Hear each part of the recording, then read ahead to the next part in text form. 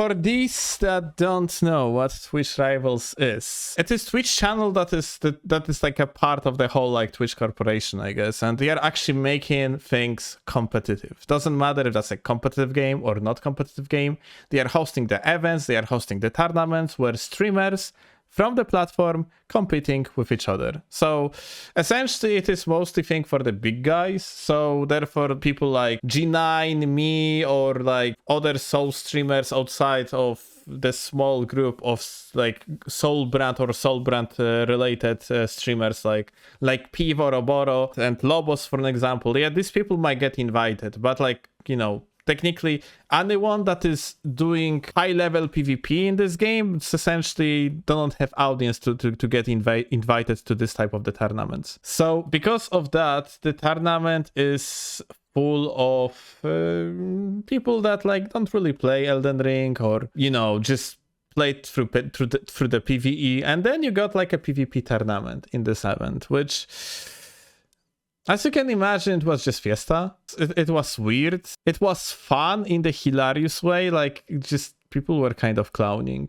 Maybe starting firstly with the participants of it. Mendo and XQC. XQC, I think everyone knows who the fuck XQC is. Like, he's one of the biggest Twitch streamers on the platform. In fact, his viewership is usually like 25% of the whole viewership on Twitch. That is playing with Mendo, that was playing a little bit of the PvP, but on very casual level. Lyric, essentially a casual player. Lobos, a PvE guy. Like, you know, he is mostly doing the challenge runs. He's barely playing the PvP. Also, like in this tournament, it shows like how fucking incredibly talented this guy is.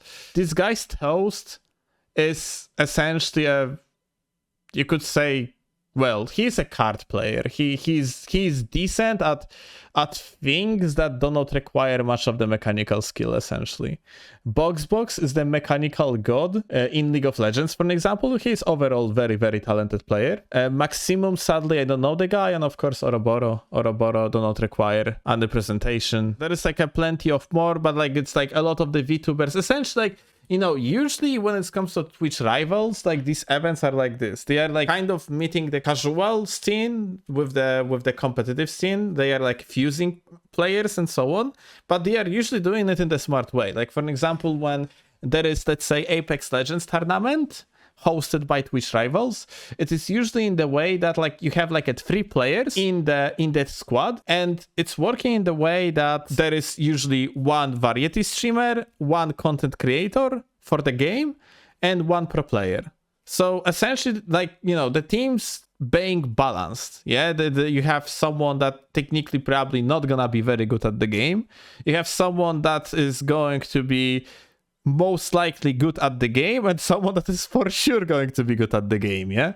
And because of that, like, the teams were mostly balanced. In this particular case, it was fucking shit show, because, like, these guys, Toast and BoxBox, both, like, you know, had, like, essentially no experience with the game, so none of these players could learn from each other, yeah? XQC and Mendo, like, the same goes for Mendo. Mendo is the guy that actually kind of helped hosting this whole event, but Mendo is not having any sort of like Dark Souls competitive experience whatsoever. If he would like to, he probably could become very good at the game because he's a talented beast, but at the given moment he's not. He's like sadly like relatively bad player. You know, Lyric is rather just like casual gamer overall, yeah, just chilling on his live stream, and like Maximum, this guy, even though I don't know him, I don't know his background, I don't know if this is like a guy that plays competitive games or not. What I definitely know is that he received a lot of the information from Oroboro, most likely, how we're supposed to play particular matchups and so on, because it was showing the guy knows what he's doing, more or less. That's about it, about the participants. And now the whole event had like a 2 parts. PvE part,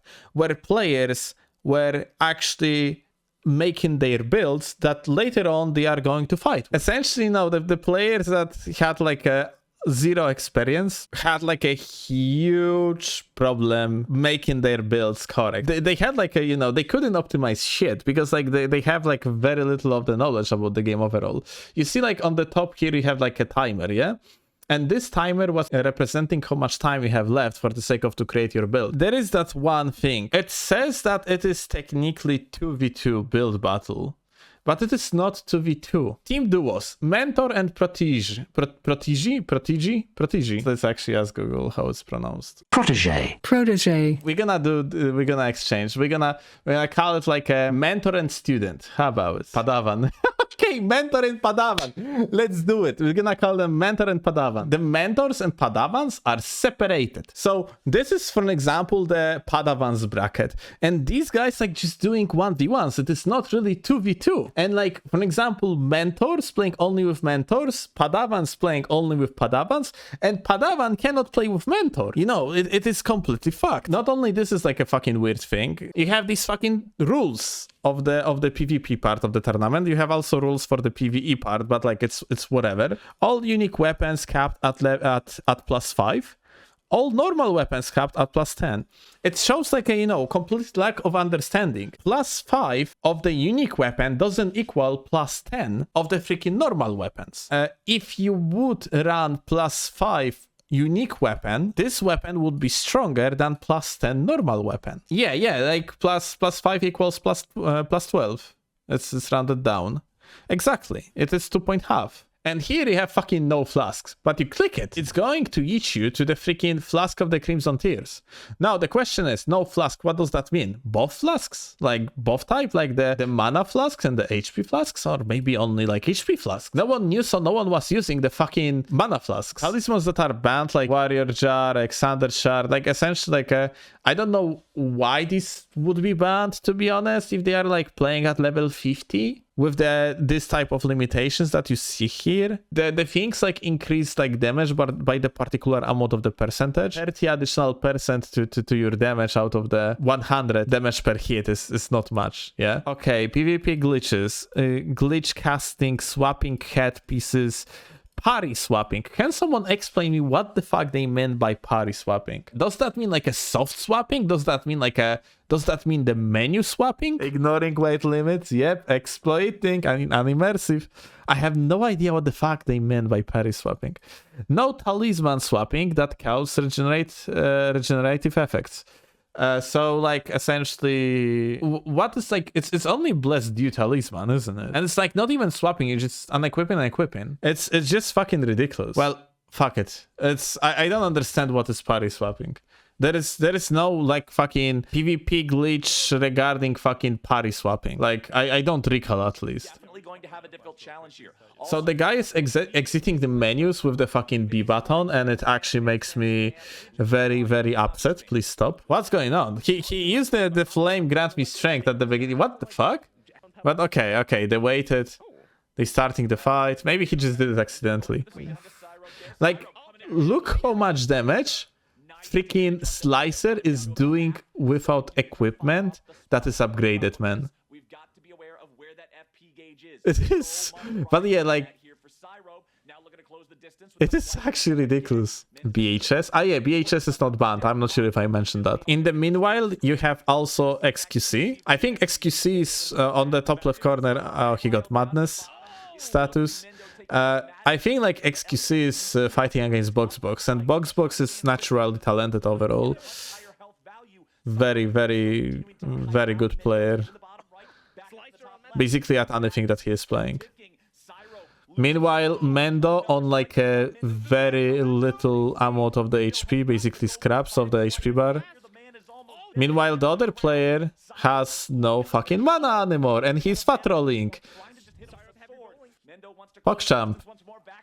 Oh, the good scene swap at the, like, holy shit, man, are you serious? Okay, so, okay, my bad. Like, the XQC, like, Mendo is out of the tournament. By the way, it's BO1 at the given moment, just in case. It is literally, you're losing once and you're out. Essentially, the XQC was playing against the girl underscore DM underscore, which is that person with avatar that weirds me out.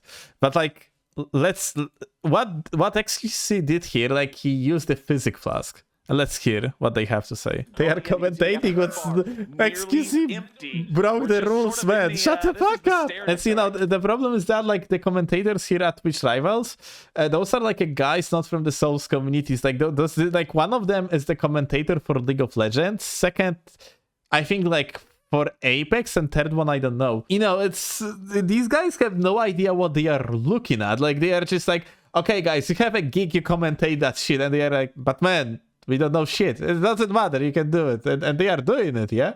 Yeah, like that's the point. Like, you know, it's the commentators trying to make things exciting. Like they are great at their job. It's just that because they have like absolute zero knowledge about the game, they sound ridiculous at the given moment.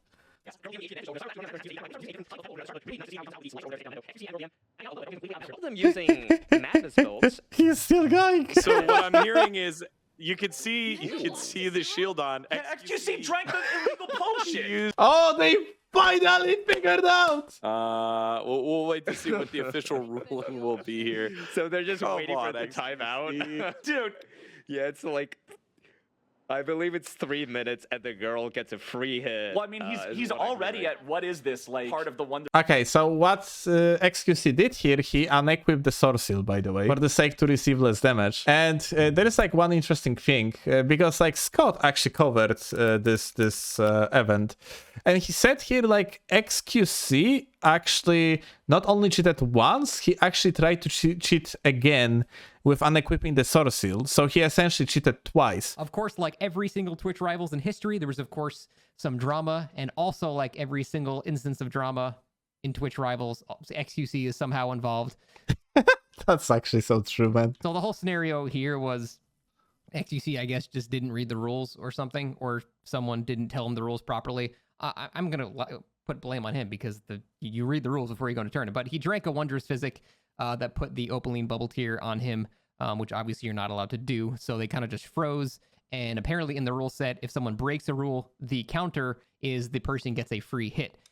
This is actually not true. In the rules, it says that... Let's actually look into that. During the PvP phase of the tournament, players must add here the following bans and restrictions below, including any player who breaks any of these rules during a PvP match will face repercussions based on severity, and if the game state is irreversible or not as a result. So yeah, it's basically it's kind of up to the organizers what type of punishment you are going to suffer. They have decided like the guy gonna receive a free hit, yeah. And this was kind of on the fault of the organizers for being incredibly unclear, because what the hell does that mean? What is a free hit? Do I get a free R1? Do I get a free R2? Do I get a free jumping R2? Do I get a free charged R2? Do I get a free Ash of War? Do I get a free backstab? Like there's like 7 different types of hits you can do. So it's very unclear what that actually meant. So what XQC's opponent did, I believe it was Girl DM, she did a charged R2, which by logic of the rules was not illegal. She did a single hit. And then after that, she did another attack. But XQC didn't do anything. He was just in his menu actually while breaking another rule, trying to swap out his Radigan Sword Seal for the free hit that he needed to take. Okay, and here, like, I think, like, I don't understand where that comes from. Like, if someone basically told Scott a bullshit, but I don't think, like, swapping of talismans is some sort of the offense in case of this tournament. Yeah, it says, like, no talisman swapping that causes regenerative effects. And Sword Seal doesn't do that, as far as I know. Like, when you unequip it, the amount of the HP percentage changes, but only in relation to your full HP. Your current amount of the HP stays the same. I think Scott is doing a little bit of trolling here, because yeah, this is simply not true. Okay, so on the bottom right, you see Oroboro fighting someone. Yeah, that's I am what not was sure gonna who remind told. everybody. Whatever. There you go. There's the Bloodhound step dodge. It's just so Every strong. single time. Oh my god, that back step from the Bloodhound step, man. Well, it landed, okay? He's looking like let me solo fighting Melina sword into a halberd. Does finally take a hit Takes there. a Nice hit. job is from his opponent being able to find that one. Flame of Man, Look at Oro, that, free Aim. aim it. Too You said high, you're you not fucking surprised if you saw idiot! this, Aim. Man! Yeah, there you go. Okay, but, like, nice, you well can see it's played. not that Good effective, roll though, catch. 'cause I Oh, don't no think mana. it's he's almost done. Switches back to the gut sword. Back to the sword one more time. Up in the top side, we're seeing 2 Lel. players remaining with almost no HP. They're hanging And on the by a other thread one? here, trying to bring this one Zero back to an HP even state. gaming? I do believe we're just down to a stabbing I think it's gonna be contest. like a comeback. Getting out of the way of it, trying to stay in there. that's a I'm pretty sure it's gonna be comeback. Down to just nothing That on the fucking health. parry on Has 0 the HP, parry ready to go to ultra try to deflect ballsy. some of these hits. Oh, it's so one hard to more parry and these it's long done. weapons, though. Oh, They are poke fighting back and forth. Maximum, is so also tight. known as the Turbo Rat, trying to win the honor of Mung Beanie, just one hit away, and Margot still just dancing on the knife. Actually, reasonable spacing? Yeah, true. Maintaining control over It's- the center it's of the like, you arena know, as it's- well. Margot's just constantly shifting in Oh place. my god. I am making actually the impressed. answer from Maximum I feel that like he has to cover this more ground. girl He's the like one doing more of the managed. circling It's actually here. And guy. there It's you just can like see the a girlish combo looking through it, like. just using the dodge both very low at Fuck, point, dude, you but cannot still, fucking it's assume that Margot gender who's in that in one-hit kill threshold. nowadays, isn't All it? that has to be done is that single landed strike. And it's so Well, damn this close. person, One Margot, missed hit, it's over. is Okay, where is it? like playing Dude, quite I okay. don't think one more kills. I think Margot's still got to land two. Two, yeah. Margot's still got to land two, but honestly, this has been an incredible showing from Margot in the second half of this fight. Getting it this close for this long. This was a one-hit versus half HP fight for a good long time, and Margot has been outplaying for the last 60 seconds. Man, this. Oh my god. This is Lyric versus All right, Lobos. versus who? Well, someone else. Bloodhound step on. It happens. Lobos with the Dynast's finesse, not as strong as a Bloodhound step, but there you go. Gets first. Not as strong as Bloodhound Step. The completely different like reasons for using these. Oh my god, no, Lobos, no, you're not doing that, Lobos, no, Lobos. Oh man. But yeah, the like lack of the experience here. Look at this pressure though. Like people, why people like cannot fucking react to the running R2? Or they just like, you know, it's latency issue. Like maybe it's, I mean, you know, it's sometimes very hard to predict if you're gonna get hit or not. Maybe that's the thing. Ah, this fucking R1, man. Nice stab coming out there from Lobo. But yeah, like Lobos don't know that he's supposed to unlock and free aim and lock on at the last moment, for example. Yeah, just lack of the experience.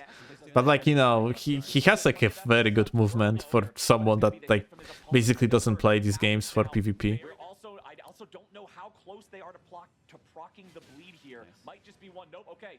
You don't even need the bleed anymore, honestly. With that's it. It's just over Lobos. Yeah, that running attack's brutal. He has good foundations. He has good foundations. And now we are going to see the grand finals of Padavans, where is BoxBox and Margot Gamering. Look how BoxBox trying to stop the momentum and also implement like a backsteps into the playstyle. He's trying, you know, to find like the, you know, some sort of the movement text that would help him. That's why like it would be so much better if people like that would get like a coaching, for an example, from people from the community. Like this fucking shit would be so much entertaining if these guys like would have like even like a basic knowledge of what they are doing. Considering his FP, Yes, but left. yeah, I think he's just trying to play for that madness proc, you know. But Margot has other plans. Margot. Okay. Oh, rock coming in. Like this backstep sometimes lands. I'll give you that. Super close, but she's going for it. Punishes. But yeah, like essentially, complete lack of the respect for to the status bars we see over and over. Okay, so the finals. It is BO1 again. Like after that, you're gonna have like a third round phase where they're gonna be BO3s. But like this is the grand final is BO1, by the way. Fantastic, man. Please tell me Lobos clap Soro. Yeah, easy. It's literally his third match, and he going to club a person that has probably like 6,000 hours in all the Souls games. Lobos dodging back away. Both players taking a single hit so far. He's good. Doing really, really well. This is the matchup I've been looking forward to. This is the one I'm happy we get to see. Second hit for both as a third hit lands for Oroboro, who's now just showing exactly what his master PvP can do. One more hit. I really like this is a problem that we're seeing here over and over. So essentially, for an example here, like because of the lack of the PvP experience that we have, that Lobos has, he, for an example here, hit the guy and he's in the priority. He could have like follow up with the R2. He had like a plenty of options, maybe even under jump attack.